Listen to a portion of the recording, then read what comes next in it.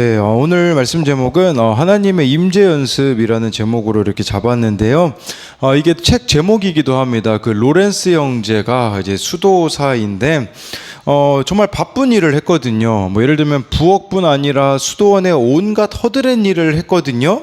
근데 그 가운데서 그가 하나님의 임재를 경험한 것을 기록한 것이 하나님의 임재 연습이었거든요. 그러니까 매일 삶 속에서 하나님의 임재를 연습한 결과 그가 뭐라고 이야기하냐면, 하나님의 길에서 우리의 온갖 생각들이 매우 보잘것없는 것으로 여겨지게 된다라고 책에 보면 나오더라고요. 그는 모든 게 한결같았어요. 모든 장소, 모든 일이 다르지 않았거든요. 그런데요, 어디에서든지 하나님을 발견했다라는 것이에요. 그래서 이 사람은 허드렛 일을 부엌에서 하든지, 낡고 다른 신발들을 수선하든지, 골방에서 기도하든지, 다른 형제들과 함께 기도하든지, 언제 어디서 하나님과 동행했다라고 그 책에 보면 나오거든요. 저와 여러분들이요, 언제 어디서 하나님을 경험하는 것을 하나님의 임재를 경험한다라고 하잖아요.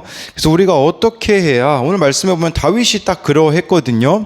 이 하나님의 임재를 어떻게 해야 경험할 수 있을지 같이 나누겠습니다. 첫 번째로요, 하나님의 임재는 말씀을 묵상하는 겁니다. 1절부터 3절을 보면요, 여호와는 나의 빛이요 나의 구원이시니 내가 누구를 두려워하리요. 여호와는 나의 생명의 능력이시니 내가 누구를 무서워하리요.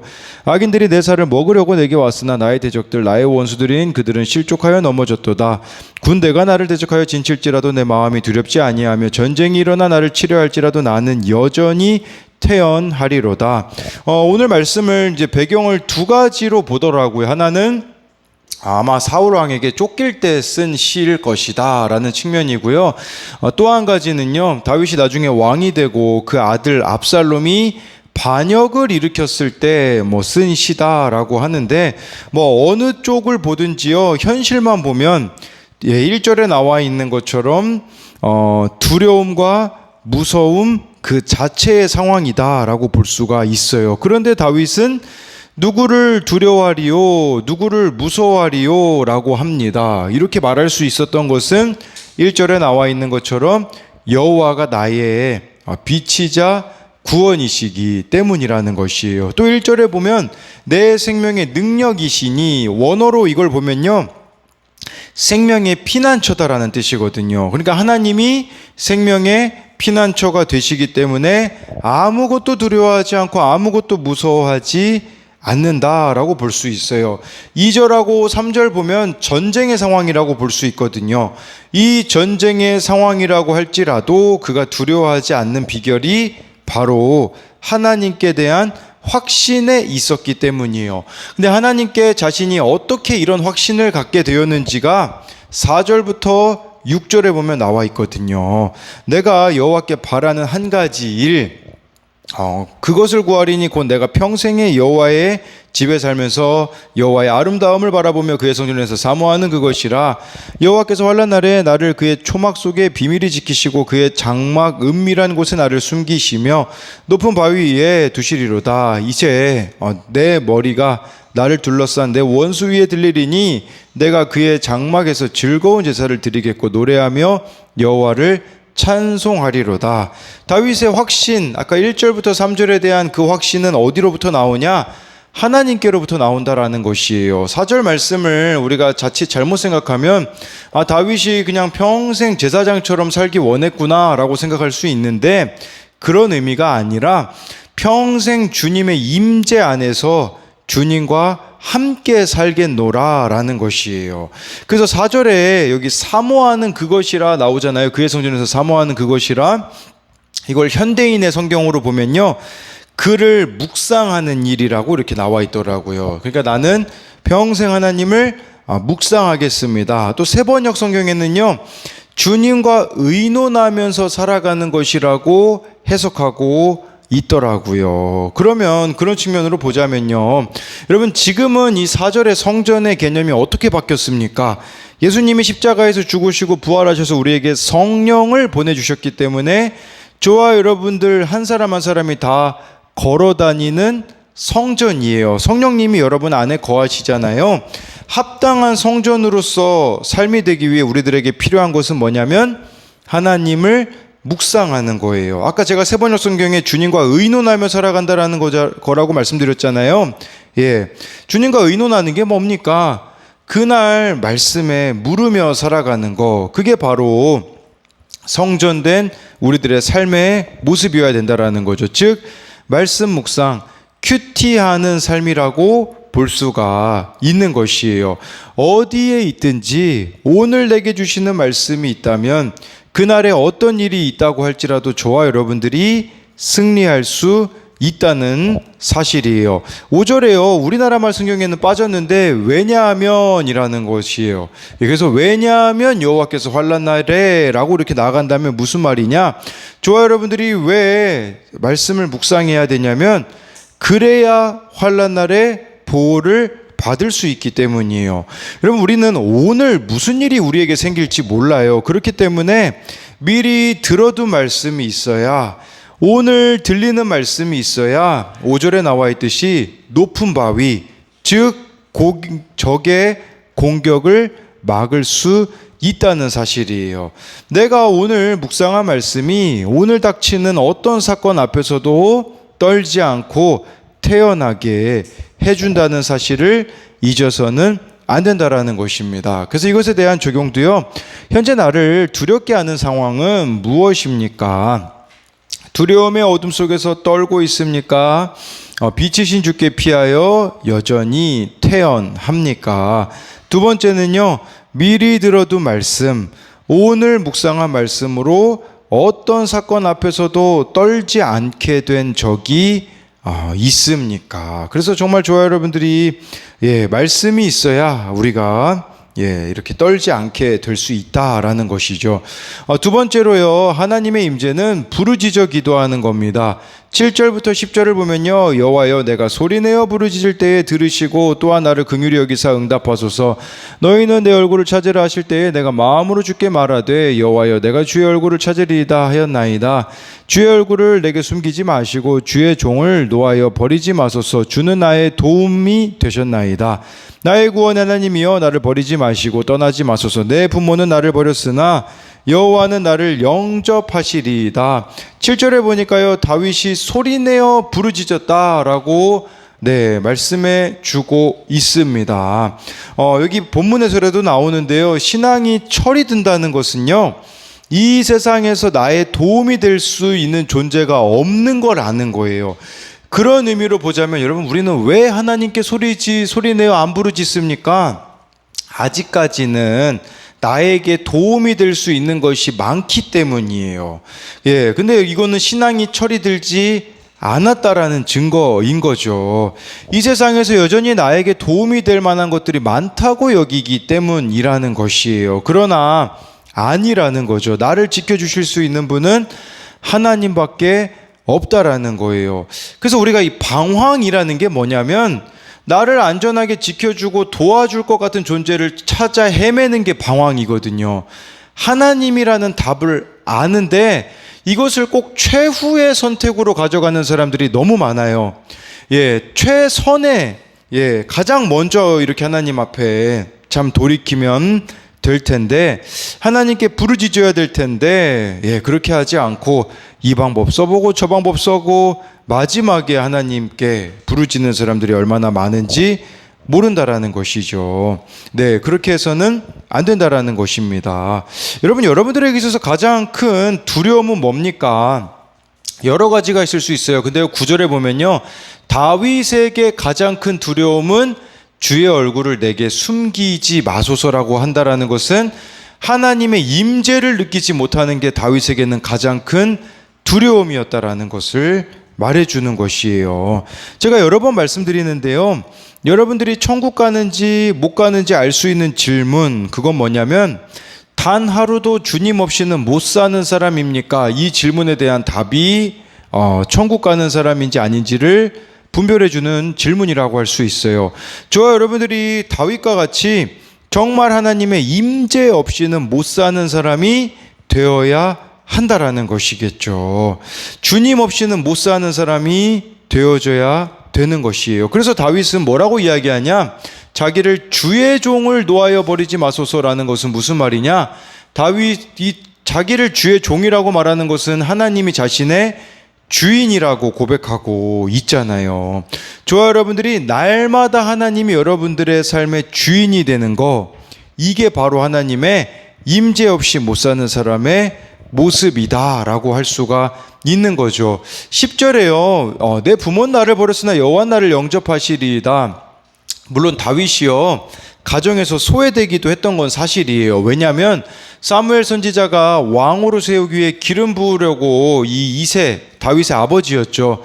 그 아들들을 다 이렇게 식사 자리에 초대했지만 그 자리에 유일하게 없었던 존재가 있어요. 누구냐? 다윗입니다. 다윗은 그 자리에 없었다는 것은 가족 중에 소외되었다라고도 볼 수 있겠죠. 근데 꼭 그런 측면으로만 보지 않으셔도 돼요. 왜냐하면 10절에 원어로 보면 비록 내 부모는 나를 버렸으나, 비록 부모는 나를 버릴지라도, 그런 의미더라고요. 예, 그러니까 여러분, 근데요, 세상에서 가장 큰 상처가 뭘까요? 부모가 나를 버리는 거거든요. 10절의 의미는 이렇게 보실 수 있어요.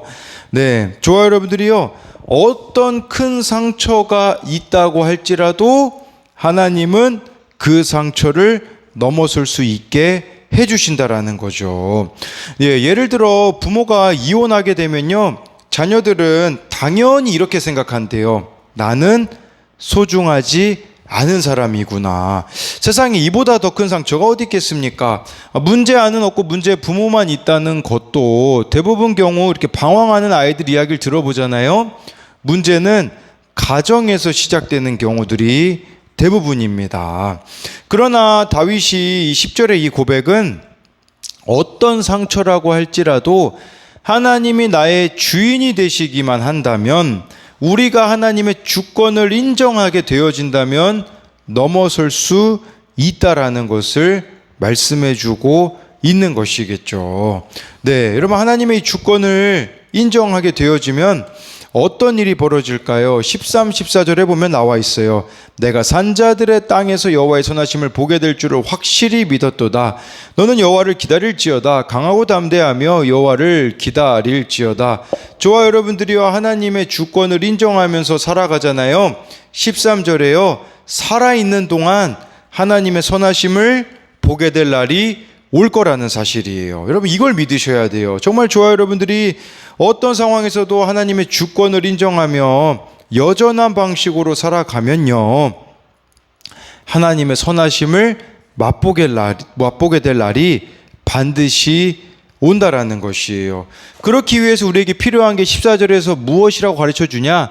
인내라는 거예요. 인내. 너는 여호와를 기다릴지어다. 강하고 담대하며 여호와를 기다릴지어다라는 것은 하나님의 그 약속이 이루어질 때까지 저와 여러분들이 인내하며 하루하루를 하나님과 교제하며 살아가야 된다라는 것이겠죠.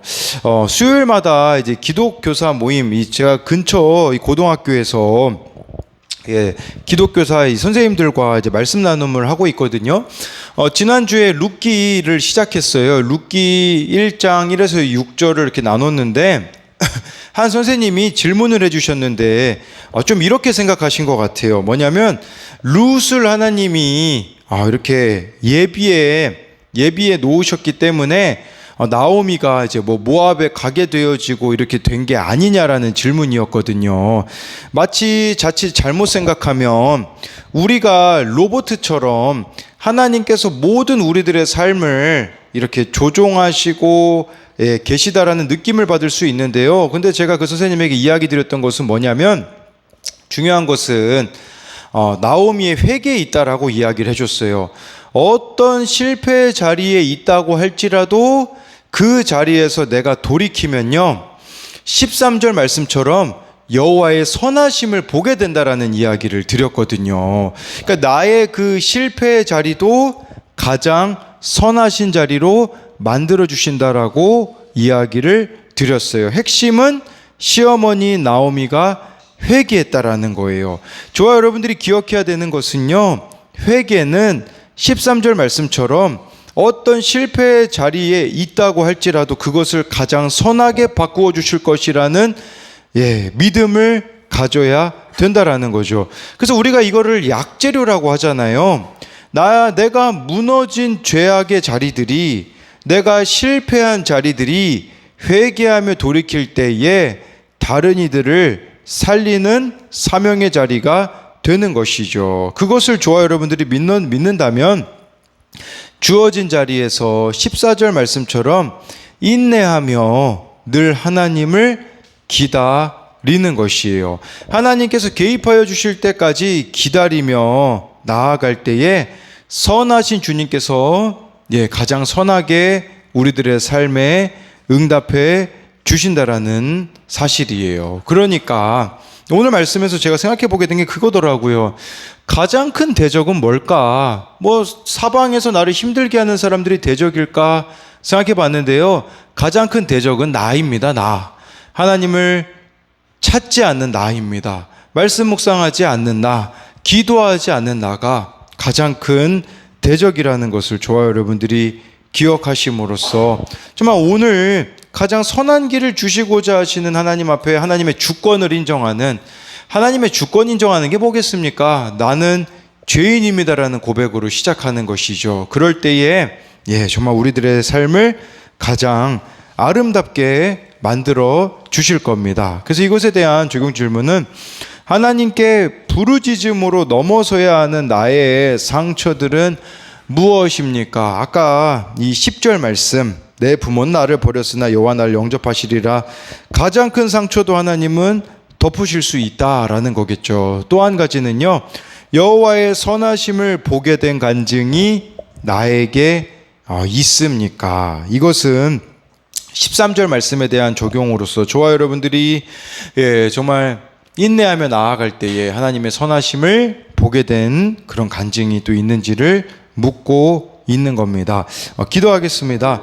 살아계신 하나님, 정말 다윗이 이렇게 사방에 적들이 우겨쌈을 당하는 것과 같은 상황이지만 그럼에도 불구하고 다윗이 두려워하지 않는 것은 하나님의 임재를 구했기 때문입니다. 정말 그에게 하나님께서 주셨던 약속의 말씀이 있었기 때문이고 하나님과의 친밀한 가운데 나아가기 때문에 눈앞에 보이는 대적이 더 이상 두렵지 않았던 것을 봅니다. 하나님, 그런데 문제는 나는 또 우리는 눈앞에 있는 대적들만 보고 두려워할 때가 너무나 많이 있습니다. 내 안에 하나님의 임재가 없기 때문에 그것을 두려워해야 되는데 그것이 아니라 눈앞에 보이는 상황과 환경만, 사람들만 보며 두려워하고 있는 나의 모습을 봅니다. 이 시간에 정말 하나님의 임재를 구하는 것 두 가지라고 오늘 말씀에서 말씀해 주고 있는데 그것은 바로 말씀 묵상 가운데 나아가는 것, 부르짖어 기도하는 것이라고 하였기에 오늘 주어진 자리에서 이렇게 하나님 앞에 하나님 말씀을 묵상하며 부르짖으며 나아갈 때에 선하신 주님께서 가장 선한 길로 우리들을 인도해 주실 것을 믿습니다. 비록 그것이 바로 이루어지지 않는다고 할지라도 인내하며 여호와를 기다리며 나아갈 때에 하나님의 선하심을 맛보아 아는 우리 성도들이 되게 하여 주실 것을 믿으며 살아계신 예수님 이름으로 기도드립니다. 아멘.